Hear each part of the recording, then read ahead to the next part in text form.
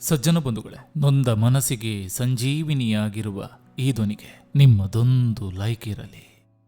ಅವರಿಗೆ ನೋವಾದ್ರೆ ಅದು ನೋವಂತೆ, ನಮಗೆ ನೋವಾದ್ರೆ ಅದು ನಾಟಕವಂತೆ. ಸುಳ್ಳು ಹೇಳುವುದನ್ನು ಮತ್ತು ನಾಟಕ ಆಡುವುದನ್ನು ಕರಗತ ಮಾಡಿಕೊಂಡಿರುವ ವ್ಯಕ್ತಿಗಳಿಗೆ ಕಳೆದುಕೊಂಡ ವ್ಯಕ್ತಿ ಹಾಗೂ ವ್ಯಕ್ತಿಗಳ ಬೆಲೆ ತಿಳಿಯೋದಿಲ್ಲ. ಯಾಕಂದ್ರೆ ಸಂಬಂಧ ಮತ್ತು ವಸ್ತುಗಳ ಮೇಲೆ ಅವರು ತೋರಿಸುವ ಒಲವು ಕೂಡ ನಾಟಕವೇ ಆಗಿರ್ತದೆ. ನೋವು ಕೊಟ್ಟವರನ್ನ ದ್ವೇಷಿಸಲು ಕಲಿತಿಲ್ಲ, ಅವರಿಂದ ದೂರ ಉಳಿಯಲು ಕಲಿತಿದ್ದೇನೆ. ಮೋಸ ಮಾಡಿ ಶಿಕ್ಷೆ ಅನುಭವಿಸಿದವರಿಗಿಂತ ಸಹಾಯ ಮಾಡಿ ಶಿಕ್ಷೆ ಅನುಭವಿಸಿದವರೇ ಹೆಚ್ಚು. ಕನ್ನಡಿ ಸ್ವಚ್ಛವಾಗಿದ್ದಲ್ಲಿ ಪ್ರತಿಬಿಂಬ ಸುಂದರವಾಗಿ ಕಾಣುತ್ತದೆ. ಅದೇ ರೀತಿ ಮನಸ್ಸು ಸ್ವಚ್ಛವಾಗಿದ್ದಲ್ಲಿ ಜಗತ್ತು ಸುಂದರವಾಗಿ ಕಾಣುತ್ತದೆ. ಪ್ರೀತಿ ಎಂದರೆ ಕಣ್ಣಲ್ಲಿ ಹುಟ್ಟಿ ಕಣ್ಣೀರಲ್ಲಿ ಅಂತ್ಯವಾಗೋದಲ್ಲ, ಮನಸ್ಸಿನಲ್ಲಿ ಹುಟ್ಟಿ ಮಣ್ಣಿಗೆ ಹೋಗುವವರೆಗೂ ಇರುವುದೇ ನಿಜವಾದ ಪ್ರೀತಿ. ಯಾರಿದ್ದರೂ ಇಲ್ಲದಿದ್ದರೂ ಜೊತೆಯಾಗಿ ನಿಲ್ಲುತ್ತಾರೆ ನಾವು ನಂಬಿದ ರಾಯರು.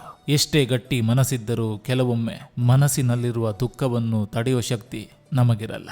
ನಮ್ಮ ಆತ್ಮಸಾಕ್ಷಿಗೆ ಅನುಗುಣವಾಗಿ ನಾವಿದ್ರೆ ಅಷ್ಟೇ ಸಾಕು. ಯಾರ ಮುಂದೆ ತಲೆ ತಗ್ಗಿಸುವ ಅವಶ್ಯಕತೆ ಇಲ್ಲ.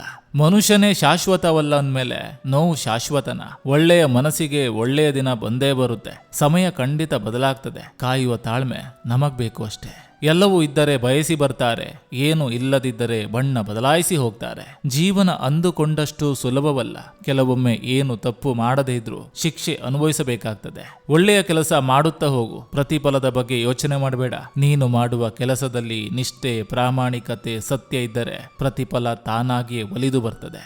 ಬಲಗೈ ಮಾಡುವ ದಾನ ಎಡಗೈಗೆ ತಿಳಿಯದಂತಿರಲಿ. ಪ್ರತಿಫಲದ ನಿರೀಕ್ಷೆ ಇಲ್ಲದೆ ನೀನು ಮಾಡುವ ಪುಟ್ಟ ಸಹಾಯವು ಬ್ರಹ್ಮಾಂಡದ ಶಕ್ತಿಯನ್ನು ನಿನ್ನ ಪರವಾಗಿ ನಿಲ್ಲಿಸ್ತದೆ. ಗೌರವಕ್ಕಾಗಿ ಕೆಲಸ ಮಾಡಬೇಡ, ಆತ್ಮ ತೃಪ್ತಿಗಾಗಿ ಬದುಕು. ಸಜ್ಜನ ಬಂಧುಗಳೇ, ಇದು ಇಂದಿನ ಸಂಚಿಕೆ ಅಂತ ಹೇಳ್ತಾ, ಈ ಸಂಚಿಕೆ ನಿಮ್ಗೆ ಇಷ್ಟವಾಗಿದ್ರೆ ದಯವಿಟ್ಟು ಒಂದು ಲೈಕ್ ಮಾಡಿ, ಜೊತೆಗೊಂದು ಕಮೆಂಟ್ ಮಾಡಿ. ಮತ್ತೆ ಮುಂದಿನ ಸಂಚಿಕೆಯೊಂದಿಗೆ ಅತಿ ಶೀಘ್ರದಲ್ಲಿ ನಿಮ್ಮನ್ನ ಭೇಟಿಯಾಗ್ತೇನೆ. ನಿಮ್ಮೆಲ್ಲರ ಮನಸ್ಸು ಪ್ರಶಾಂತವಾಗಿರಲಿ ಅನ್ನೋದು ಈ ವಾಹಿನಿಯ ಉದ್ದೇಶ.